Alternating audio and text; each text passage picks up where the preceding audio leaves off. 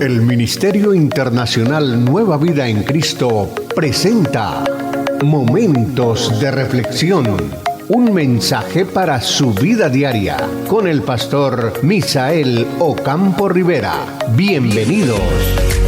Hola amigos, cordialísimo saludo, bienvenidos a la reflexión en el día de hoy. Y quiero empezar la reflexión saludando a nuestros amigos internacionales, quienes solidariamente siguen apoyándonos en la oración, clamando por nosotros. Tenemos que unirnos. Cada país tiene sus dificultades, sus problemas, sus emergencias, sus situaciones duras y difíciles. Por eso hoy quiero saludar a nuestros amigos en Costa Rica, esos grandes amigos allá en la Argentina, nuestros amigos en Canadá, en Estados Unidos, en España, nuestros amigos en Holanda, por allá tan lejos, pero allá tenemos gente que escucha reflexiones, momentos de reflexión que las traduce al holandés y la pone en facilidad para que la escuchen allá los habitantes. Igualmente, un saludo muy especial a nuestros amigos en el Ecuador. Unidos, cada día podemos orar unos por otros. No importan las fronteras, no importa la distancia, no importan las nacionalidades, no importa dónde estemos cada uno de nosotros. Dios nos ve, nos escucha y la unidad es un asunto de fraternidad espiritual que nos permite estar unidos.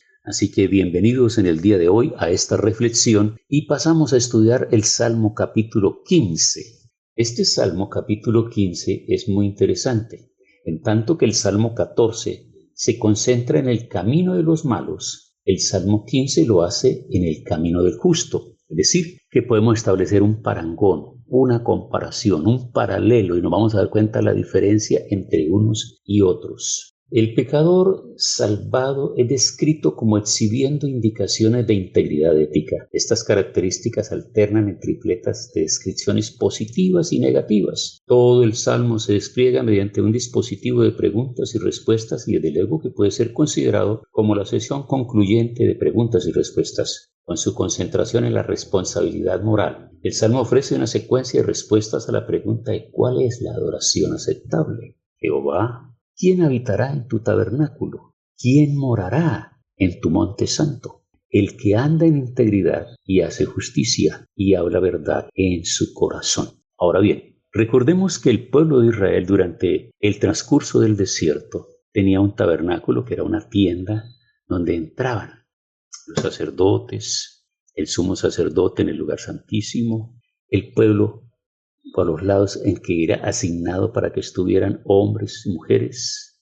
Y entonces esto se convierte en una semblanza de lo que vendría a ser el templo más adelante, cuando ya el pueblo se establece como nación y entra a la tierra prometida.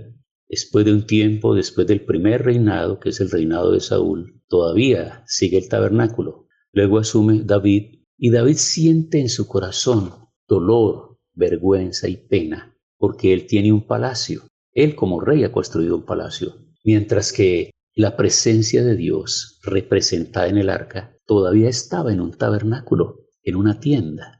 Y entonces él siente una profunda convicción en su corazón de construirle un templo, el primer templo. Y las buenas intenciones son confirmadas por el profeta Natán. Cuando el rey le dice que tiene un buen pensamiento, que él quiere construir un templo, pues ¿quién diría que ese es un mal pensamiento? ¿Quién diría que eso no es posible hacerlo? Entonces se adelanta el profeta a decirle que sí, hágalo, porque eso es de Dios. Solo Dios puede colocar buenos pensamientos en nuestra mente y en nuestro corazón. Pero sorpresa, porque posteriormente llega el mismo profeta para decirle que el Señor sí va a aceptar un templo, pero no construido por David, sino por su sucesor, es decir, por Salomón. Entonces más adelante en el reinado de Salomón se construye el primer templo majestuoso y extraordinario y cambia completamente las cosas. Ahora el pueblo tiene un sentido de pertenencia, ahora el pueblo tiene un templo y ahora el pueblo cada vez que va a dirigirse hacia Dios, a orar, a clamar a Dios y a pedir su voluntad, estará siempre en dirección pensando y mirando el templo. Entonces la pregunta es muy válida. ¿Quién habitará en tu tabernáculo, es decir, en tu templo? ¿Y quién morará en tu monte santo? Y luego él mismo responde, el que anda en integridad y hace justicia. Notemos bien que aquí se habla de las cualidades de la vida de las personas. ¿Qué es realmente poder tener integridad y hacer justicia? Es lo que diferencia al justo del necio.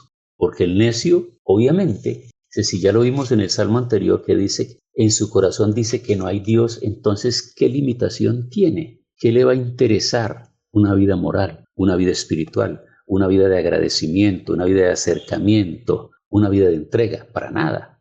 Dice también aquí en el Salmo 15, el versículo 3, que otra de las características del que puede entrar al tabernáculo y al lugar santo es el que no calumnia con su lengua, ni hace mal a su prójimo, ni admite reproche alguno contra su vecino. Es decir, aquella persona que tiene constantemente pendiente en su mente y en su corazón una actitud correcta para unos y para otros. Aquel cuyos ojos el vil es menospreciado, pero honra a los que temen a Jehová. El que aun jurando en daño suyo, no por eso cambia. Quien su dinero no dio usura, ni contra el inocente admitió cohecho. El que hace estas cosas no resbalará jamás. En tanto que el Salmo 14 se concentra en el camino de los malos, el 15 lo hace en el camino de los justos. Y aquí hay una parte muy interesante, porque dice, refiriéndose al uso del dinero, aquel dinero por el cual la gente corre, se mata, la gente lucha cada día para conseguir, ese dinero puede tener un buen uso o puede tener un mal uso. Y cierra la reflexión el capítulo 15 diciendo, quien su dinero no dio usura.